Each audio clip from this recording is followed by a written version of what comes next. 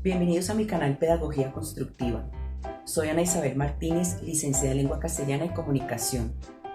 Y en esta oportunidad quiero hablar acerca de un tema que veo con gran preocupación tanto en los padres de familia como en docentes también, acerca de qué debe aprender un niño a determinada edad. En este caso, qué debe aprender un niño a la edad de 5 años, o sea, cuando se encuentra en la etapa de preescolar. Generalmente cuando se habla de aprendizaje, se relaciona con números, letras, sumas, restas, palabras, códigos, pero se desconocen o no se tienen en cuenta algunos aspectos importantes en el desarrollo del niño, tanto a nivel cognitivo, emocional, físico, intelectual, en muchas áreas del desarrollo de aprendizaje de los niños.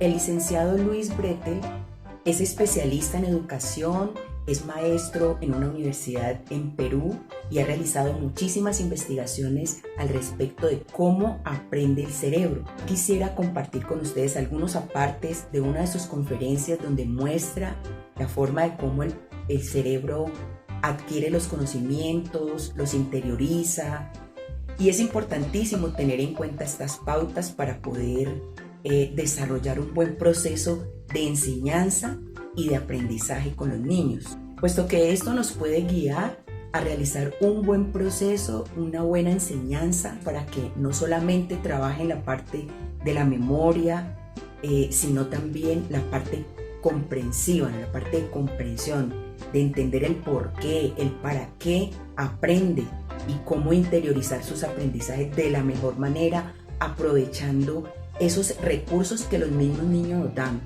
como son el juego, la creatividad, la espontaneidad y toda esa esencia que tienen ellos como un aporte, como una herramienta para realizar un buen trabajo. Así que quiero tomar algunos apuntes de este maestro, tomarlos como referencia y poder comprender cómo aprende el cerebro y poder utilizar los recursos adecuados para enseñar a los niños. Desde muy pequeños nos han dicho tienes que aprender esto, tienes que aprender lo otro, pero me pregunto a quién de nosotros nos han enseñado con calma cómo se usa el cerebro, cómo usamos esta máquina que tenemos encima de los hombros y que teóricamente nos tendría que servir a lo largo de toda nuestra vida.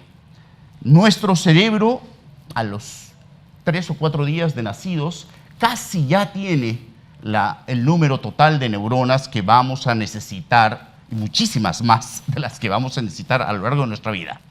Cada una de nuestras neuronas puede conectarse hasta con otras 10.000 como mínimo. Puede llegar a conectarse hasta con 20.000 sin mayor problema. Y cada conexión no se da porque sí. Cada conexión se da porque ha surgido un aprendizaje nuevo. El cerebro humano tiene un límite muy concreto. Solo puede recordar 7 elementos o hasta 10 con mucho entrenamiento, si es que estos elementos están disociados.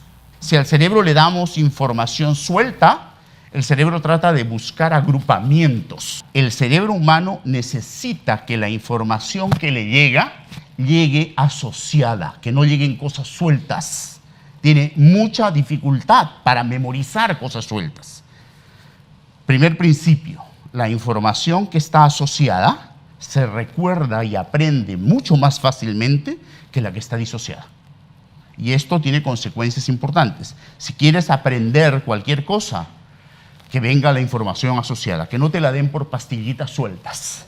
Si quieres lograr que alguien aprenda algo, no le des cosas sueltas, dáselo todo integrado, porque le estás creando dificultad al cerebro, porque el cerebro no aprende cosas sueltas, tiene mucha dificultad para hacerlo más bien. Hoy, si pensamos en que el sistema educativo es para transmitir conocimientos, ¿qué? Hay otros medios más eficaces para transmitir información que una escuela o una universidad. O sea, los medios de comunicación son mucho más eficaces transmitiendo que una escuela o una universidad. La escuela o la universidad hoy no es para transmitir conocimiento. Hay otros medios para eso. Imagínate un niño que tiene al alcance de su mano ¿Cuántos canales de televisión puede tener un niño si es que en la casa hay conexión de cable? 300 canales de televisión a su disposición las 24 horas del día. Pero la mayor parte de los niños no solamente tienen 300 o 500 o 1000 canales, sino también una computadora, que la saben usar intuitivamente desde muy pequeñitos, ¿no? Entonces, pensar que la escuela es el espacio para ir a aprender cosas es una pérdida de tiempo, una tontería. Pero pensar que la escuela es el espacio donde voy a aprender a usar mi cerebro para poder manejarme con toda esta información que voy a tener a lo largo de mi vida, ese es el otro concepto. La escuela es el espacio para desarrollar mis capacidades intelectuales al máximo, no para aprender información. Vemos entonces que el cerebro no aprende de manera aislada, que aprende por asociación y que cuando surge un nuevo aprendizaje, las neuronas hacen conexión entre ellas, interiorizando el nuevo conocimiento y que también el cerebro aprende a partir de algunos saberes previos, de cosas que ya se han aprendido y sabemos que el ser humano aprende aún desde que está en el vientre de la madre. Está escuchando sonidos, escucha la voz de la mamá, del papá, en fin, todo lo que ya está a su alrededor, todo lo que ya está en su entorno familiar, en su entorno social, donde él va desarrollándose, donde va creciendo. Entonces, todo lo que va recibiendo por parte de su familia, de sus padres, de lo que escucha, de lo que ve, esto lo va interiorizando y lo va guardando en su memoria. Entonces, a partir de allí, el niño empieza a hacer asociaciones con lo que ya tiene en su memoria, lo que ya ha adquirido en su entorno inmediato, con su familia, con las personas que le rodean, con las cosas que le rodean en su entorno, y empieza a asociarlo a los nuevos conocimientos. Esto también nos lleva a darnos cuenta de que los aprendizajes son construcciones, que los aprendizajes se construyen a partir de muchos elementos, de situaciones, de vivencias, de explorar, que no están aislados y que todo tiene una relación, una cosa con otra. Por lo cual, para poder llegar a otros procesos más avanzados como son el proceso de la lectura y de la escritura como tal, de que el niño aprenda los códigos para aprender a leer, para aprender a escribir, se necesita antes de esto realizar un proceso anticipado. Cuando un niño es capaz de contar un suceso, algo que vio, algo que interpretó y lo puede contar a su manera, él ha hecho una lectura de una situación. Cuando puede hablarte lo que está sucediendo en unas imágenes y lo puede contar de acuerdo a su interpretación, está realizando una lectura de una imagen. La lectura es muy amplia, no se limita solamente al proceso de decodificar y de unir códigos para construir palabras. La lectura tiene que ver con la interpretación, con la comprensión que se hace de las mismas cosas que suceden a nuestro alrededor. Igualmente la escritura. La escritura no es solamente escribir esos códigos. El niño también puede escribir a través de dibujos. Puede dibujar y contar lo que está queriendo dar a entender a través de esos dibujos y el niño ya está realizando una escritura en ese momento. Lo que sucede es que siempre relacionamos la escritura solamente con las letras, pero el aprender a leer y a escribir es un proceso muy amplio, es algo que abarca muchísimo más de lo que nosotros sencillamente podemos y queremos creer. Así que a través de este video quiero darte algunas herramientas y algunas actividades importantísimas que necesita el niño de 5 años desarrollar, que necesita reforzar mucho antes de llegar al proceso de lectura y de escritura como queremos.